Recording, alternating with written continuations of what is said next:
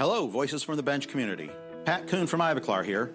Innovation and education are inseparable partners in our profession, where continuous change offers you the opportunity to raise the bar of dental care and elevate what is clinically and technically possible. So we at Ivoclar have created Ivoclar Academy, where we support you through cutting-edge educational programs and resources. We understand that you have busy schedules and individual preferences for learning.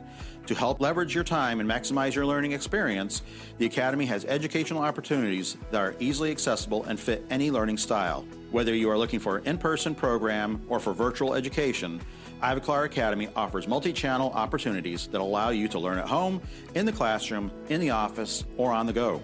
In addition, we offer CE-accredited learning opportunities. You can receive a certificate of attendance for each CE-eligible program or training course completed from the Ivoclar Academy. Simply log on to ivoclar.com and click on the Academy link located at the top of the page to get started. Happy learning.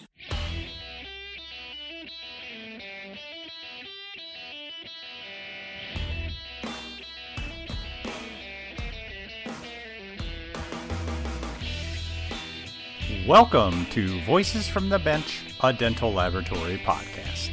Send us an email at info@voicesfromthebench.com and follow us on Facebook and Instagram. Greetings and welcome to episode 320 of Voices from the Bench. My name is Elvis. And my name's Barbara. I should say my name is Majorca. Majorca! So yeah, we are knocking this episode out a little early, right? Because it's coming out way after Exocat Insights. It's all come to an end. We had a great time, by the way. Thank you. Well, we did. I know we did. Barb, you're already back at the States, and I'm wrapping up the little side vacation the wife and I are taking to Barcelona. Good for you, too. So yeah, we're recording this, getting it out of the way, because honestly, we don't want to spend time editing it and worrying about it when we're on vacation. Can you blame us? I mean, really? No. We deserve a break too, people. Yeah, no doubt. But seriously, just hold off one more week and we'll recap our first international podcast trip for everybody. And I'm sure we'll have lots to talk about. And lots of interviews. And we love the face-to-face interviews. So I'm super excited about that part of it. And just being so far away from home and all the different people. I just think it's going to be an experience of a lifetime. I know it's going to be an experience of a lifetime. You've done some international traveling in your life. That's been a while. You? But yeah, really? It's been a while. Yeah, I've never been to Europe or anything over there, so we'll see if I'm accepted or not. You will be. But even though the Spain trip is done, we are already looking forward to our next show. And that, of course, is the FDLA Symposium in Florida. This is happening on June 7th and 8th. And Barb and I will be there in the Jensen booth all weekend, recording all the amazing technicians that attend this event. Now remember, like I mentioned last week, I found out that we are front and center as soon as you walk in. You cannot miss us. You will not miss us, especially you. So let's do it. And this week, we talked to the man who made all this happen and a very well-known KOL for Jensen. Kevin Mahan has been with Jensen for 32 years. That's as long as I've been with frickin' Night Dental. And you're only 34 years old. You're funny. He's seen this company go from an alloy and refining company to one that is leading the way in ceramics with their popular MIYO. Kevin talks about his journey, the story of how they got the name MIYO, which is a great story, and what's next for this crazy named material. But also joining the conversation is Kite Saito. I love that name. That's a cool name. Kite is an amazing ceramist that teaches courses all year, all over the country. He talks about his journey to America to fulfill a dream of being a blues guitarist, learning about the dental technology program at the LA City College, working in Beverly Hills, taking the esteemed Ed McLaren's course. You know it. And so many great tips and tricks he has learned over the years with MIYO. It's such a great conversation to lead up to Kite's table clinics and his presentation that will be happening at the FDLA. See how we timed all this? I know. So join us as we chat with Kevin Mahan and Kite Saito. Whether you're looking to elevate your craftsmanship or looking to cut back on cost, look no further. Vita MFT teeth are the ultimate solution for creating lifelike and stunning smiles. Crafted with precision and backed by cutting-edge technology, Vita MFT teeth offer unparalleled aesthetics and durability. And since Vita believes in the power of experiencing excellence firsthand, for a limited time only, they are offering you the chance to get a complimentary case sample. That's right, a full case absolutely free. Just visit vitanorthamerica.com/free MFT. Don't wait any longer to start providing your customers a premium tooth at an economy price. Redeem your free case sample, and if you're ready to buy, Vita will even give you an extra 10% off discount by shopping online on their newly launched online store. Join the Vita family today, and we appreciate your support of the podcast.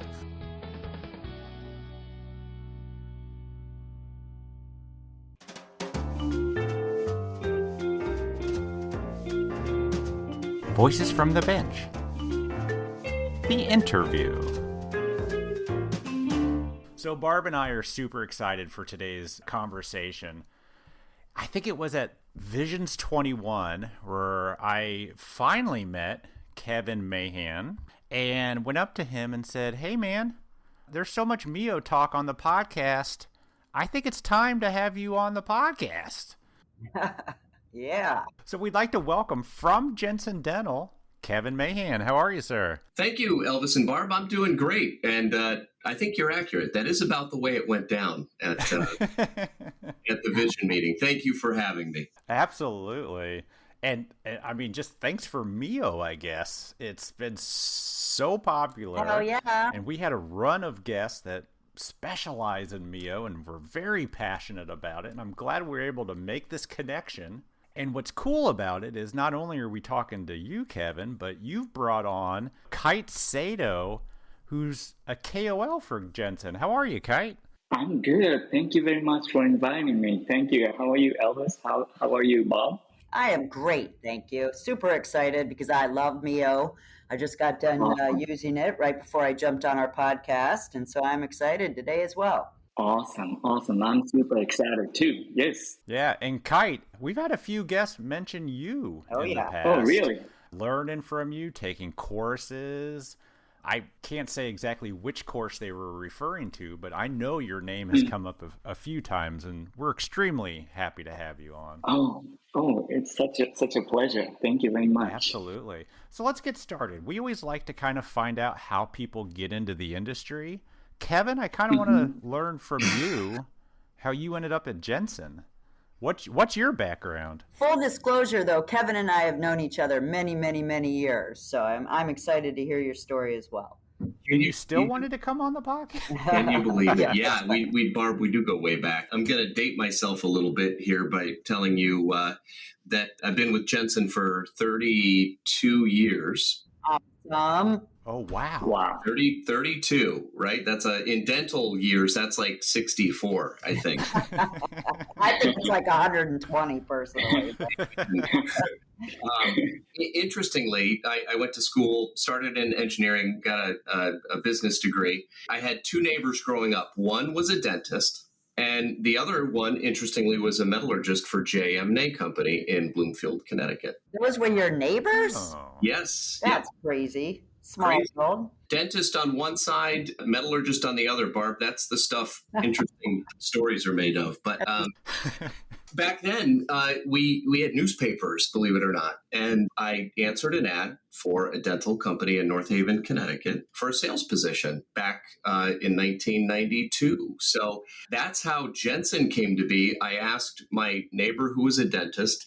He knew Jensen. He was familiar with our alloys and he was familiar with our refining. That's all we did back in 1992. And the metallurgist said, "Oh, great company, wonderful people, wonderful products. Yeah, that's good stuff." So I took a chance on them. They took a chance on me. And 32 years later, here we go. Wow. Mm-hmm. There's got to be more. You started in sales, but you had to have gone from there to there to there to there to there to make it 32 years. I did. Yes, I started off in sales and moved into sales management. In 2000, I moved out to Salt Lake City, Utah for Jensen, moved my family, my young family, and we spent nearly 4 years in Utah running the West Coast or the Western States division for Jensen. And in 2004, I moved back to Connecticut, where Jensen is based, to take over as general manager. And now I'm vice president of sales and marketing for Jensen over the last, probably 10 years or so. Wow. How does a company end up in Connecticut? That's a good question. Probably not by accident.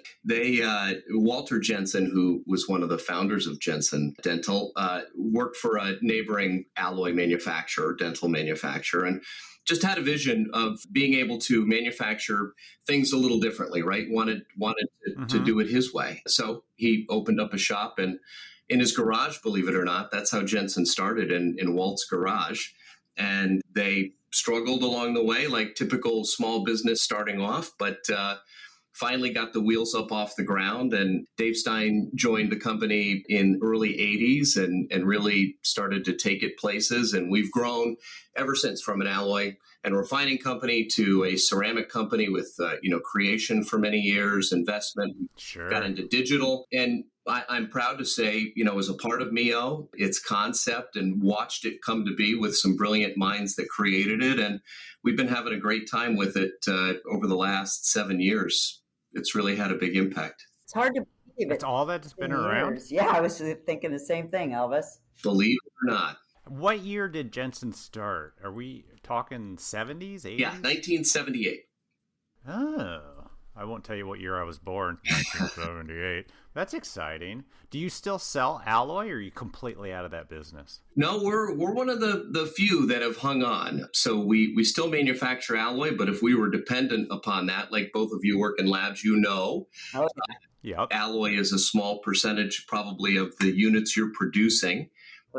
Yep. So if that's all we did, we wouldn't be talking right now. But we always focus on helping our clients differentiate their business from others. And as a result, we've got to adapt along the way, which is why we've sold, everything from milling equipment to investment to pressable materials. And now really focused on, the aesthetics with monolithic restorations and changing what's possible with MIYO. We've retooled the company and it's a big focus for us now. But yes, we do still sell alloy. Yeah, that's crazy. I guess somebody has to, right?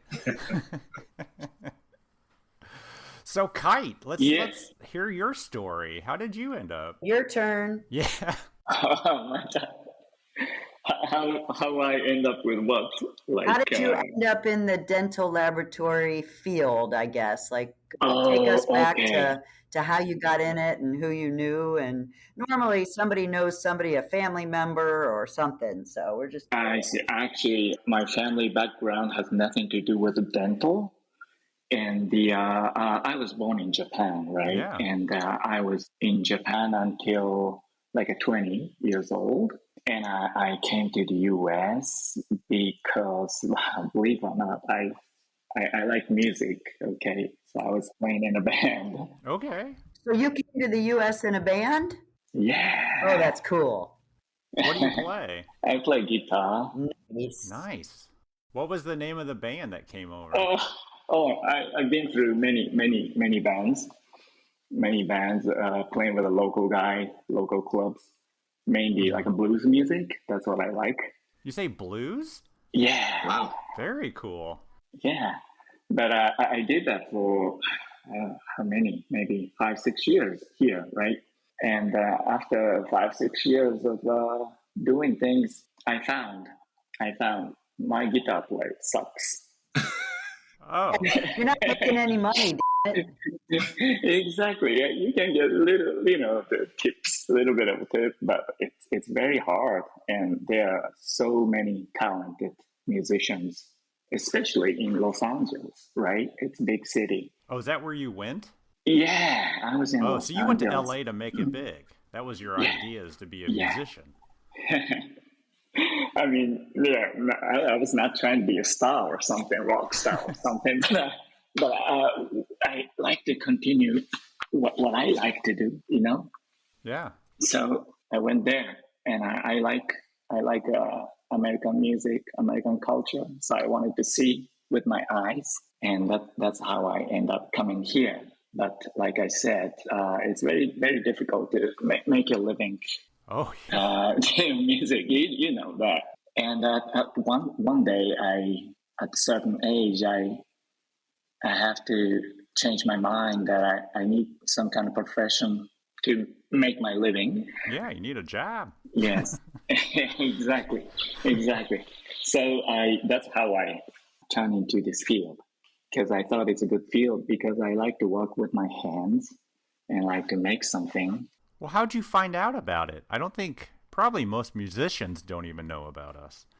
No, but there's one of the dentists I went to for like a cleaning check. Oh, okay. There you go. Yeah, she recommended, hey, Kite, you're Japanese, and there in the U.S. there are so many Japanese dental technicians, and they are very respected, and they making good money. You know, maybe it's good for you, and I believe the word, and so that's how I get into the this field. So she only recommended it because of your nationality? And she knows me, my personality, and maybe yeah. she. I mean, maybe it's not something serious. She just said that, but I thought, oh, this might be a good idea. Yeah. How did you find your first lab? Actually, before finding the first lab, I went to school, Los Angeles City College. You did? Yeah, there's a dental technology program. Excellent. Oh, really? Yes. Yeah. Yes. Mr. and Mrs. Cohen. Yep. Who was teaching there. They are still teaching there. And so I went to the program. While in the school, I start working in the lab like a part-time. Mm-hmm. And I was working in a small lab in the Beverly Hills, owned by one Japanese guy who is very good ceramist. And then I asked him to teach me, and then he showed me little by little things. I started my career as a waxer. Yeah, and I was making my first job is making a gold crown, wax up gold crown. It took me a long time, because I'm not good at it. I'm new. And then I spent hours and hours. He checked my work. He fixed it, showed me how I do it, and finish one wax up. And he gave me $5 every time I do the wax up gold crown. $5. $5? $5 for 5 hours. Yeah, exactly. That's my first pay. Yeah, well, when you're starting out, you're usually not very productive, that's for sure. But you sure do learn well like that. Yeah, but I really appreciate it. He really taught me pretty good and so detailed. And I was feeling good because I made something and turned that into money. Yeah. Right. Even though it's $5, it's a big thing for me. It's a little thing, but it's a big start, big changing. Yeah, you got to start somewhere, sure. Yeah. And after I graduated at LA City College, he asked me to work as a full-time, but the LA City College teacher recommended that I should go to the UCLA to learn from Dr. McLaren. Oh my God! Really? Yeah. Wow. Yeah. But I couldn't do it financially because there's going to be a cost. That's a lot of $5 crowns you got to make. All right. You're right. So I decided to work as a full-time technician for him. Okay. At the small lab in Beverly Hills. I did that for 5 years and save up money. And after 5 years, I went to UCLA program to learn from Dr. McLaren. Let me ask about this lab Sure. in Beverly Hills. Was everything really bright white and very straight? I mean, you think of Beverly Hills, you know what I'm thinking, right? I mean, very expensive. Expensive. Yes, expensive. But we are not only making the white crown because let's say if you make some anterior teeth and patient want to match to the neighboring teeth. Sure. You're not making very super bright. But at the same time, also who wants to do like a full mouth reconstruction, and the patient wanted. You learned to wax there. Did he teach you ceramics also? So you waxed and did layering? Little bit, but not much because he's the only ceramist over there, and I am the only technician there. And at the time, there was still lots of PFM age, Oh, yeah. So they need someone to do the wax up and the metal work, and that was me. Okay. So that was some of my frustration a little bit because I want to do the ceramic work, but if I stay there, I cannot work as a ceramist because somebody has to do the wax up and metal work, right? So that's why I was always planning to learn ceramic work and I wanted to. So that's why at certain point, after 5 years, I jumped into the UCLA program to learn ceramic work. What was it about the ceramics part of it that drew you in? Was it the artistry, the color? Oh, well, because I have to make a final product to express myself. I mean, that's what I wanted to do because if you're making the metal work or wax up, you are working for somebody, for ceramist. Yep. If you do ceramic work, you do something that directly with the patient and doctors, right? That makes sense. Oh, yeah, that's a great answer. Great answer. Yeah, I wanted to be in a position. I wanna be the front man, Yep. Yes. Awesome.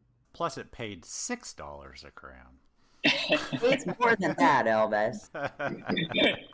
So then you went to Ed. So how did that go? You did you train under him? He was on the podcast a couple weeks ago. So I know him really good. well. Yeah. I went in. It was like a 2009, and yes, I learned from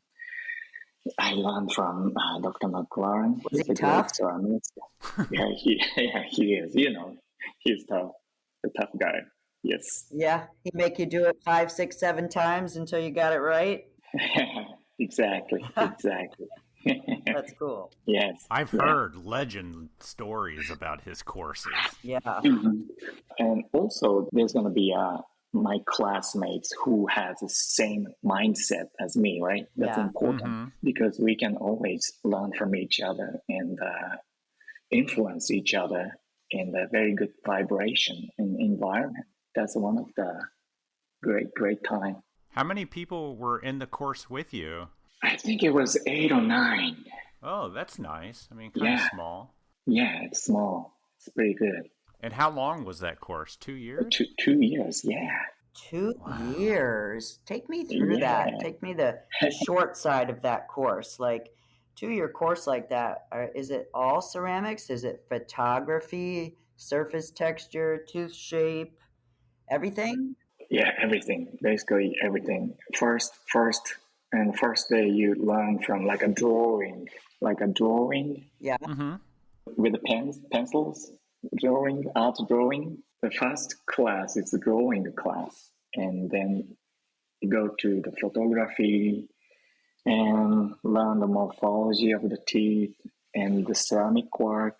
We do that the first year, and on the second year we're going to start doing the actual case for the real patient because there's a clinic associated with the program, right? Mm-hmm. Yeah. So when the patient comes, we work on the patient doing the actual case. Oh, that's so fun and challenging for sure.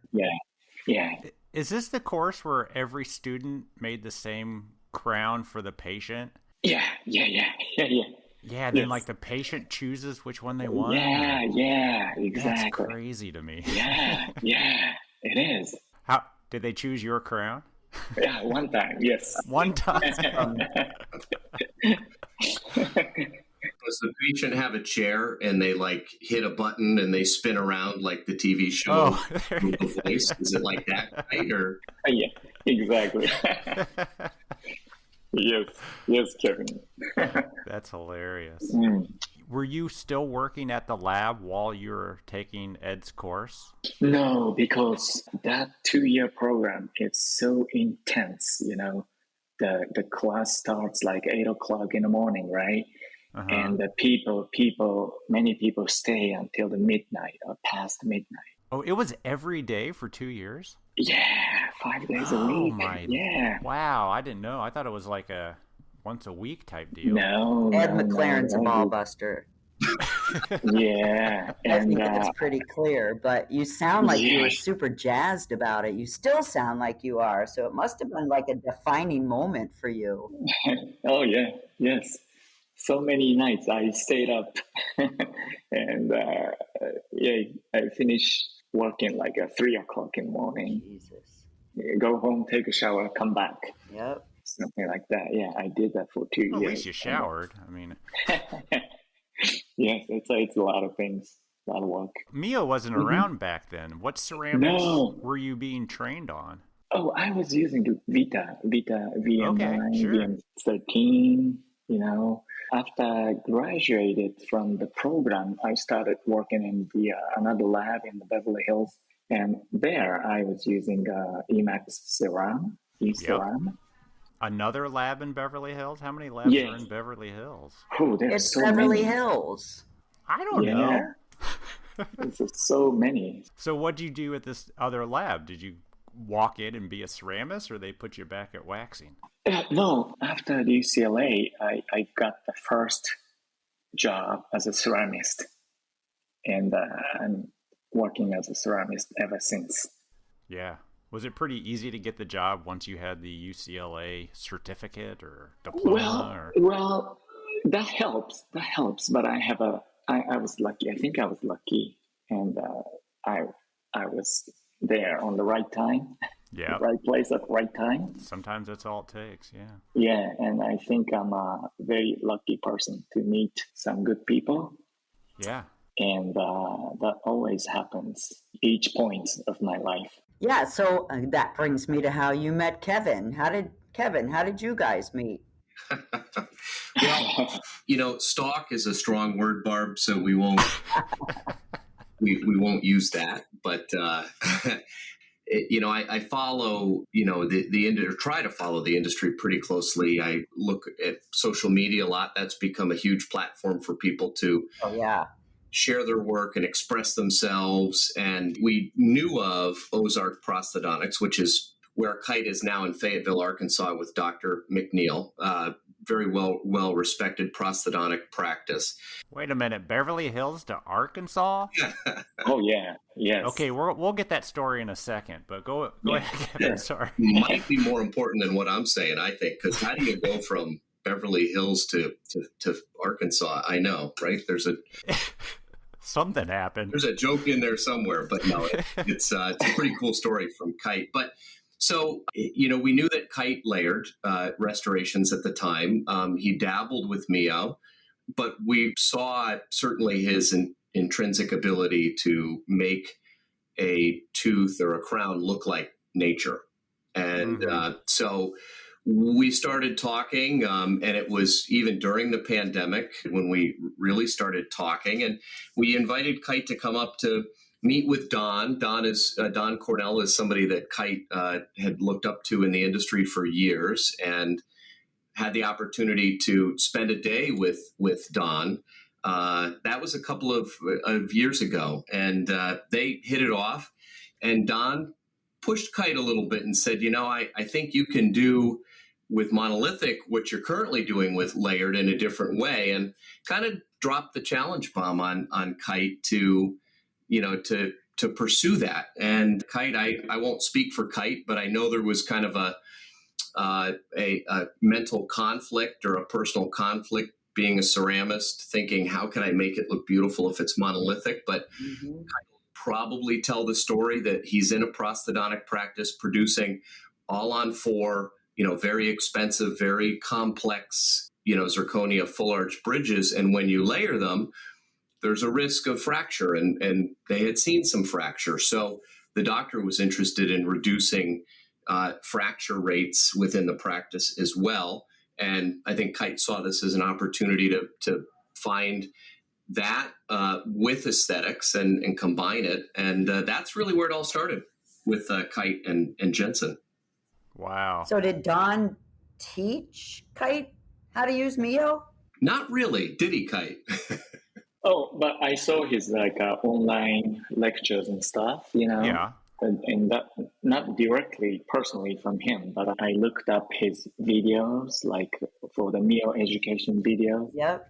And after we met each other, every time I have some issue, I can always text Don, and he's super nice guy to teach me all those things, and he's a very knowledgeable person. Yeah. So I learned a lot from Don Cornell. I really pay a lot of respect to his knowledge and skill level. Yeah, we had him on the podcast years ago talking about this. And You did, right? yeah, great stuff. Yeah. Don does an amazing job of finding the strengths in a technician and helping them develop. I've never seen anybody do it quite the way Don does, but Don and Kite have developed quite a relationship. And there was that conflict, I think, Kite, in going from ceramist and years of training, like we just talked about, to producing, and all on 4Ks differently. And that was probably, there was a curve there for you to adapt, I would say. Right. Was it hard to get away from layering? Well, some certain extent, because it is very easy to keep doing the same thing as you're doing. And it's always challenging to do new things or change things. It's people, because it's more challenging, and it's not easy, because staying where you are is very easy, right? Mm-hmm. But Sure. step ahead and do something different is always challenging. So what was the secret for you? Did you just take the MIYO kit back and just start kind of applying it and seeing how it reacted in certain lights and in certain materials and in the mouth for sure, clinically? What was that aha moment for you? Oh yeah, because one of the main reason I switched to MIYO is because my boss wanted to go with monolithic, especially when we do the full arch implant bridges cases. Like Kevin mentioned, it fracture. There are lots of delamination of layered porcelain. According to my doctor, it said like 30 to 40% of the restoration come back for repair because the porcelain chip. Yeah, that makes sense. Yeah, so he wanted to go with monolithic, and one day, but I didn't want to, right? Because I love layering. One day, my boss invited James Choi here. Oh yeah. To give a MIYO course. Yeah, and I and James know each other because he's from UCLA program too. James is 1 year after me, but I've met him like 2010, right? Sure. And I know him ever since. And one day, my boss invited him to here in Arkansas at Ozark Prosthodontics, and gave a MIYO hands-on course, 2-day hands-on course. Wow. And I attended to his course, and I learned like a beginning, like a basics of MIYO. And then after that, I keep using and learning the material. It takes little time until I feel comfortable to do it for the clinical cases. But it's a lot of learning. I'm not a ceramist, but everybody knows, and I don't hide it. But MIYO in the names are always weird to me. Kite, did you find that hard to grasp all the moss and copper and nightmare or whatever you guys call it? Yeah, it is. It's a very unique material. First of all, it's very different from the traditional stain and glaze, or different from the powder ceramic. So you need to figure it out how to work. But actually, Kevin knows that MIYO, name of MIYO come from make it your own, right? Yep. So we just learned that not too long ago on the podcast. Yep. Yeah, you can use however you want, like a salt and pepper for cooking. you can use salt for any cooking, anything, right? But how Oh, you sure. use it, it's your choice. So moss, nightmare, copper, whatever, it's a different flavor. But how you use it's totally up to you. Dash of copper and a pinch of moss and Yeah, exactly. Yes. Sounds like Exactly. brew, Elvis. Yeah. yeah. So, like, what do you do now on an incisal edge, like your incisal 1/3 on a hybrid case? Well, what type of MIYO, what colors do you use? Personally, I'm curious because I'm a ceramist to make it look Okay. like it's layering and give it the effects and, have it come Okay. to life in the mouth. Like, what are your favorite, like, top 5 colors? Okay, so for the translucent effect, my favorite is smoke Yep. and slate. Those two are my favorite. So do you go smoke slate? Do you mix them half and half? Do you do like one on the mesial line angle, one on the distal? How do you use it? Using the smoke and slate, you can make 4-5 different kinds of colors. Okay, smoke straight, Yep. slate straight, mix in half and half, right? Yep. And half mixture and the straight. Cool. So there's right. So now you have 5 different levels of translucent effect, Bingo. and I use those. So why the smoke and the slate versus, the storm? Oh, storm is good, but storm is a little more blue tone, right? Yep.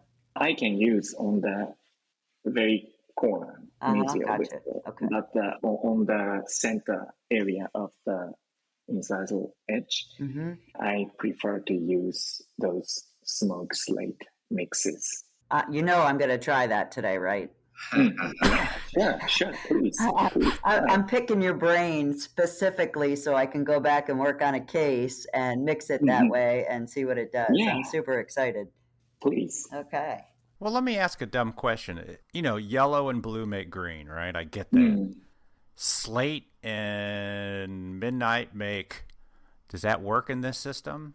Slate and smoke, you mean? Or yeah, or slate whatever. I mean, mixing any of the kind of weird colors. Sure. You have to try.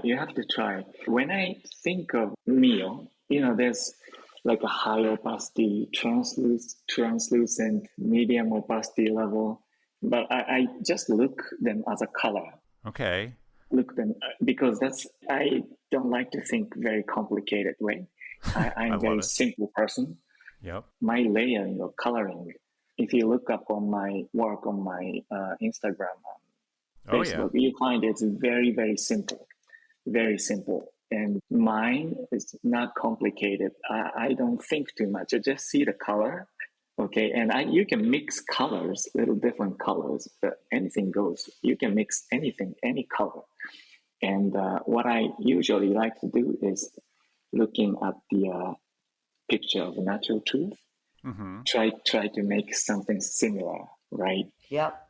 So I mix colors any way you want. There shouldn't be any restriction by mixing colors.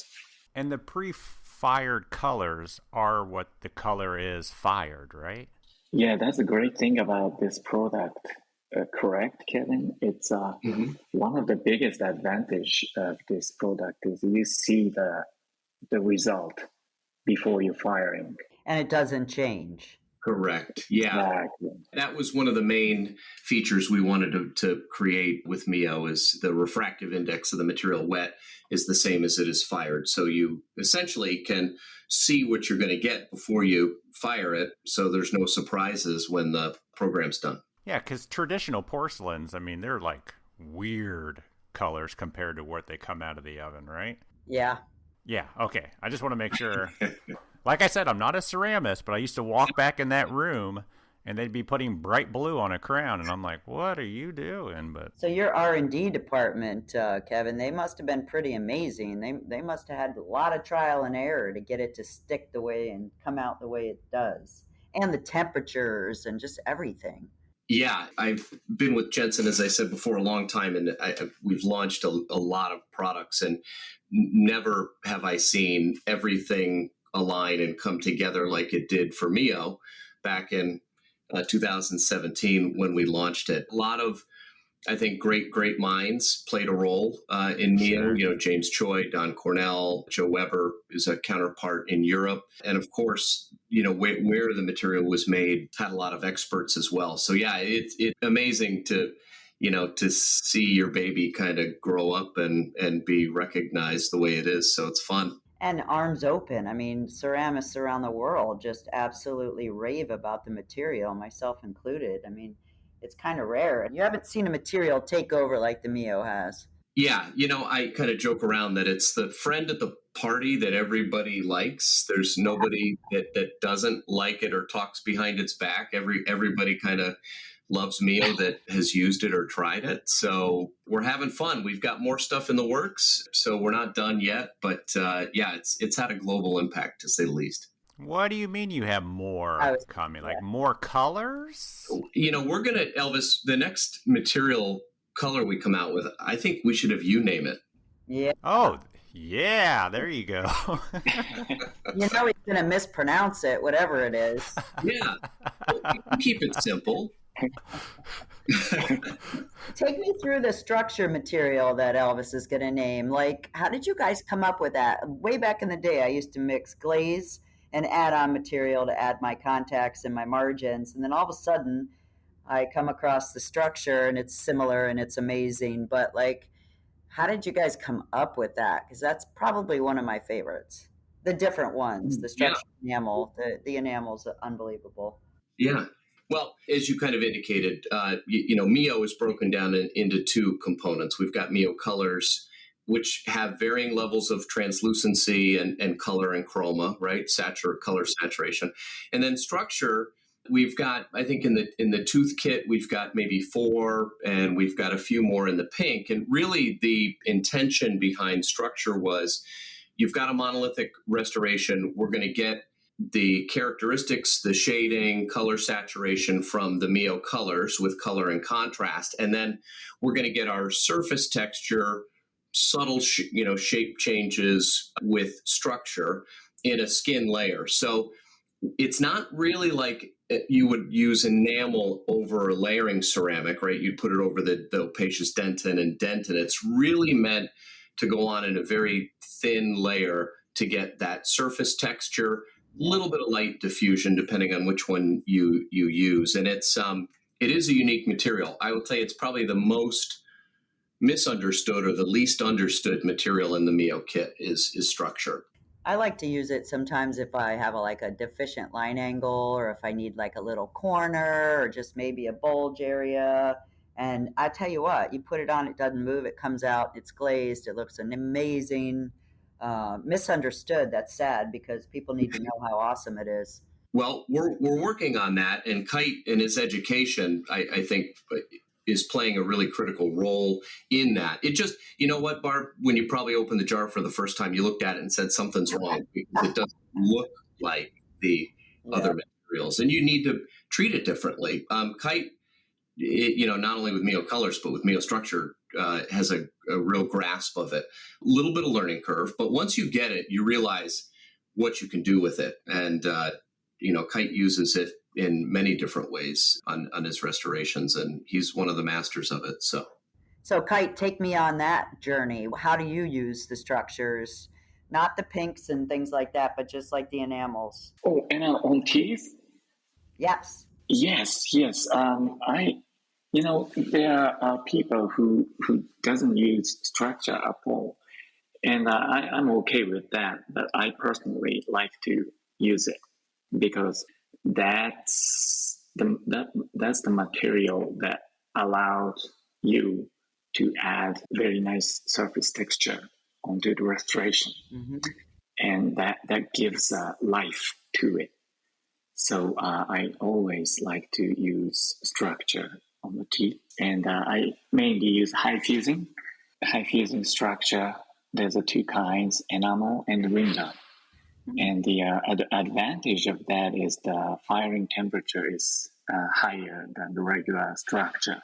High fusing structure is fired around 760. Yep. and the low fusing is around 700, right? So let's say if your case come back from a doctor, like asking to add a contact or something, you can, at the time, you can use a low fusing structure. So whatever you created, the surface texture by using high fusing structure stays there. Yeah. Right. Yep. So that's another advantage of there's two kinds of structure material, high fusing and low fusing. I did not know that. Thank you. Oh, you're welcome. Interesting. Which is very, very, structure is actually very, very pretty, very good. I highly recommend you to use the high fusing structure. I got to check that out. So you use high fusing when you do it, and then if you need to add to it, you do low. Yeah. So it doesn't mess up the high. Right, exactly. Oh, exactly. That kind of makes sense. Yes. Yeah, low fusing structure, I use like add-on powder, you know? Yeah, it makes sense. How did you get into teaching this, Kite? Well, it's a coincidence, and I'm lucky, and I always interested because I learned this technique. I mean, this product, like I first learned from James Choi, and I struggled myself to kind of learn it to use on the clinical cases, and I wanted to share it with people, and I met Kevin at right on the right time again. I met right people at the right time. Yeah. Well, it sounds like Kevin was stalking you on Instagram. He made that time right. You just don't know it. Reached out to you and said, "Hey, come on aboard." That's true. Yes. Yes, Kevin. Yes. So you guys coming to the FDLA meeting in my neck of the woods? Is that right? Yes, I'm super excited for that. Are you going to be like at a table course, or do you have like a half-day, full-day course there? Well, yeah, before the FDLA, I have one hands-on course. And at the FDLA, I'm doing the demonstration at the table. Oh, cool. And on the second day, I have a lecture at, I think it was 3 o'clock. I think Correct. 3 o'clock. Yes. So, Elvis, you know that I'm not going to be doing the podcast at those times. Yeah, because you're going to be watching Kite. Yeah. Thanks, Kite. So what are you talking about at the FDLA? Oh, I'm mainly I'm going to talk about green state preparation, which may sound a little odd because is it me?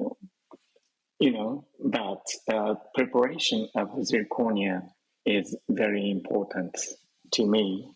So I like to talk about that, how you can prepare the restoration by doing the green state preparation proper way, and how the properly done green state preparation can how can that help to make your MIYO work more beautiful. Are you saying it comes out of the mill, it's not ready?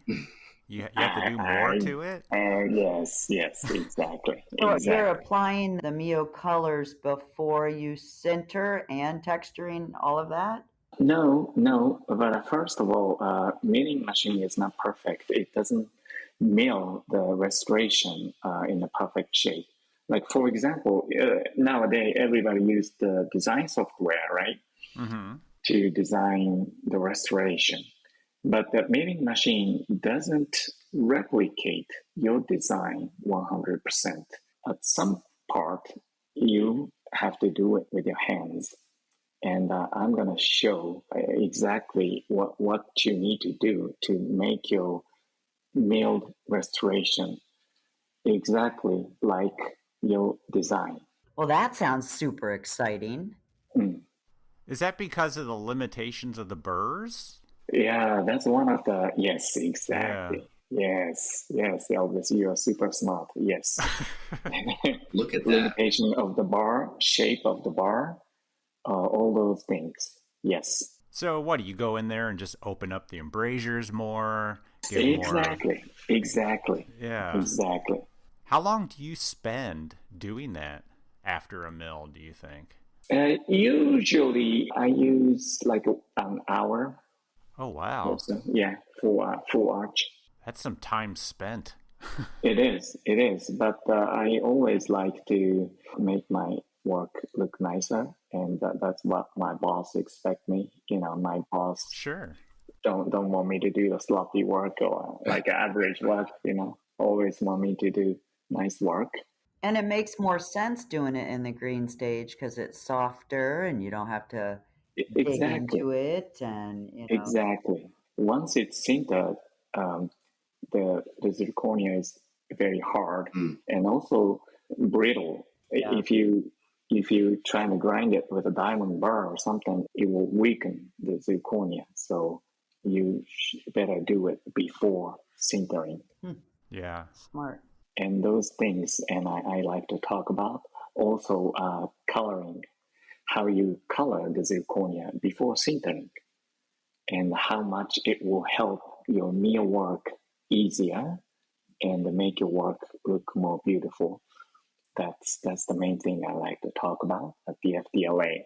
Can you put MIYO pre-center, or are you using something else? No, something else. There's a liquid on the market. Kevin was quick with the no. Don't do it. I was nodding, but you couldn't see me. There's a liquid on the market that you apply on the zirconia prior to the sintering. So some liquid will enhance the translucent effect. Sure. Or some liquid will enhance add some pink tone on the tissue. Those liquid, and I will show exactly how you put, where to put, and how much to put, and how's the result look like, and how's the result look different from without adding any liquid. And I like to go into all those details, and I hope it's going to help a lot of people. Yeah. Do you have examples of like the same arch milled, one that you go directly from the mill to MIYO, and one where you spend the time doing exactly? Yeah, I'd love to see those two exact same examples. Yes, that's it on my keynote presentation, and I'm going to show those at the lecture at 3:00 on the second day of the FDLA. Saturday. Yes. Yeah. You will see the difference, and I've been always talking to people how much different it look with or without the proper green state preparation. Yes, and then I have picture to prove it. So hopefully many people comes. Yeah. So Kevin, Jensen doesn't sell zirconia, do they, or do they? We do sell zirconia. It's not our main focus, but as you know, MIYO works on really any zirconia, MIYO and MIYO. Yep. I was just curious. Yeah, we do. But MIYO and the in-sync materials really have been a huge focus just because of the demand in the market. So yeah, you got to go with what works. Yep, go with the flow, man. Yeah. Are you coming too, Kevin? Will you be at FDLA? I am not. I'm actually going to be at another dental meeting out in Las Vegas. I wish I could be at the FDLA, but I'll be there in spirit. All right. You're going to be Kevin likes the casino. Casino's better than than the ocean. Don't spend any money.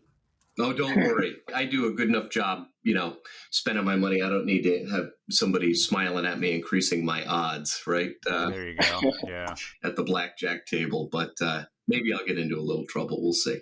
So you alluded to more coming. So how long do we have to wait until we get some new stuff from the MIYO line? Oh, boy. It's hard to put a timeline on it because we never want to over promise and under deliver. But I will say, MIYO has opened our eyes too. When we first launched it, we weren't even aware of all that it was capable of. So it's been a learning curve internally for us as well at Jensen.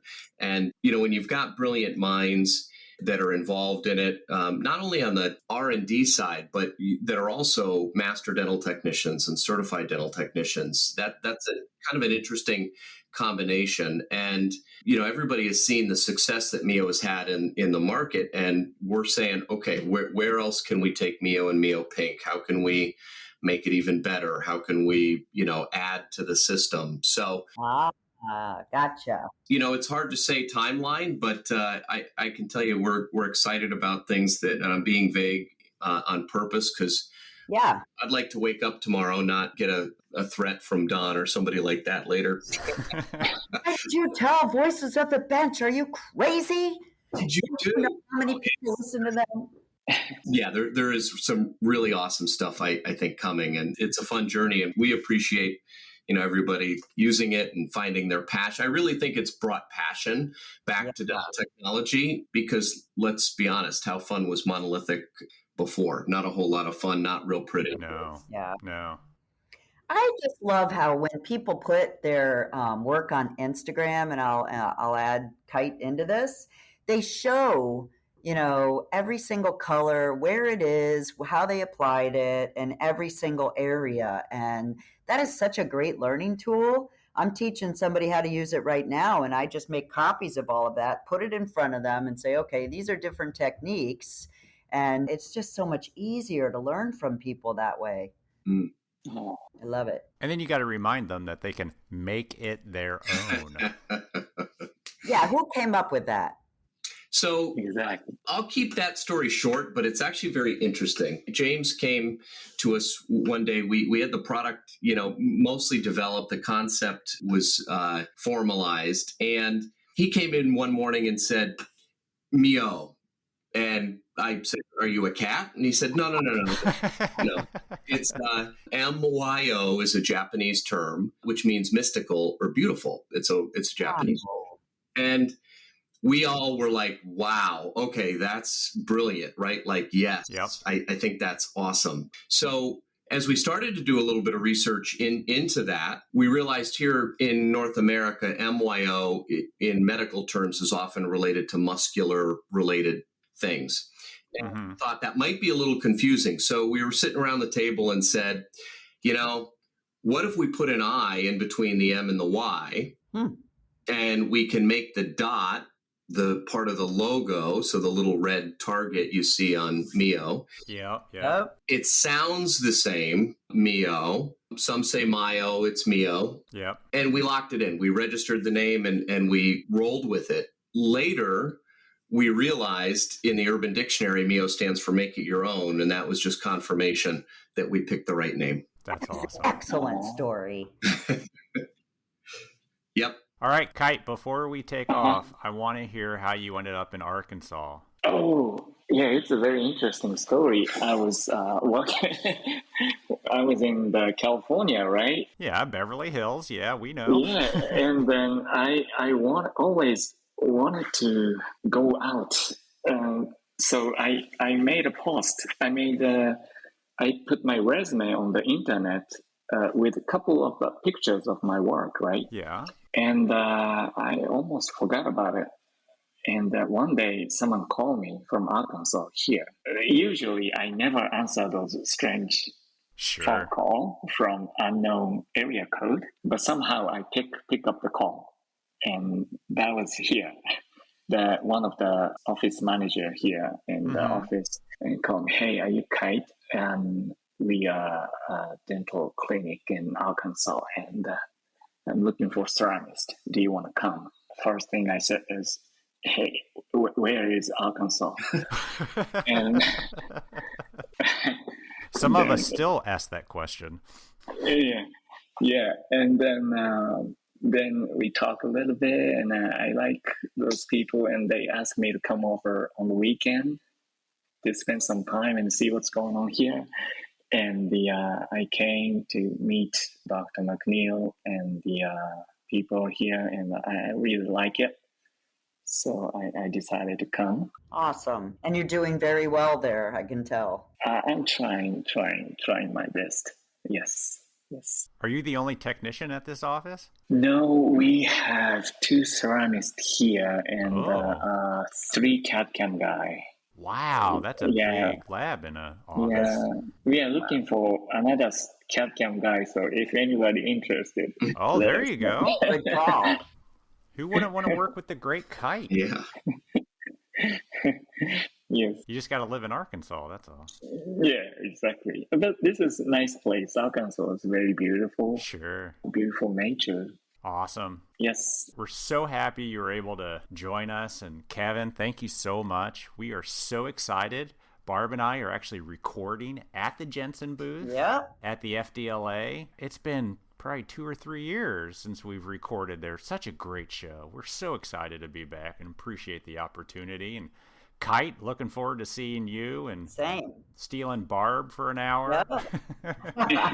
I might not come back. Thank you, guys. Thank you. Thank you, Elvis. Thank you, Bob. Thank you, Kevin. Thank you very much for inviting me. It was such a big pleasure for me to be here today, talking to you guys. And I always appreciate your support. And absolutely. Thank you. Thank you for your great time. Yeah, and we'll see you in June. We'll see you in June. All right. It's going to be awesome. Yeah. Awesome. Thanks, everybody. Take care. Thank you. Thank you. Have a good one. Thank you. Bye. Bye. Bye.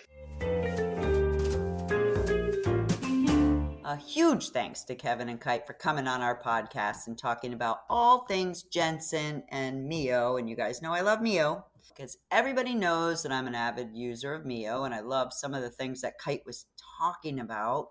And I actually started trying them out, and I love the slate and the violet. Oh my God, what's it called? Storm. Smoke. Slate and storm. Smoke. Slate and smoke. That's yeah, right. Man. I mix those up and it's beautiful. And I use it every day now. But really? Thanks again to Kevin for setting us up to have us record at their booth during the FDLA Symposium, which, by the way, is in June. Amazing meeting. Head over to FDLA.net to see the full lineup of speakers and activities happening all weekend. And if you do attend, be sure to check out Kite's amazing skills and come see us, be on the podcast, and then just enjoy beautiful Florida. It's a no-brainer. Do you promise perfect weather that weekend? Hell yeah. Nice. I promise perfect weather pretty much 90% of the time. I believe this is the hotel that's got that huge lazy river, doesn't it? Oh, yeah. Yeah. Oh, this place is epic. Yeah. Yes. Everybody come to Florida with us. We'll have a blast. All right, everybody. That's all we got for you. And we will talk to you next week. Have a great week. Same. Bye. See you.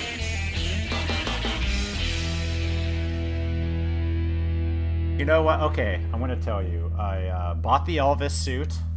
Yeah. I put on the Elvis suit. I look ridiculous in the Elvis suit. I'm returning the Elvis suit. Good. You should just go and look good. The views and opinions expressed on the Voices from the Bench podcast are those of the guest and do not necessarily reflect the official policy or position of the host or Voices from the Bench, LLC.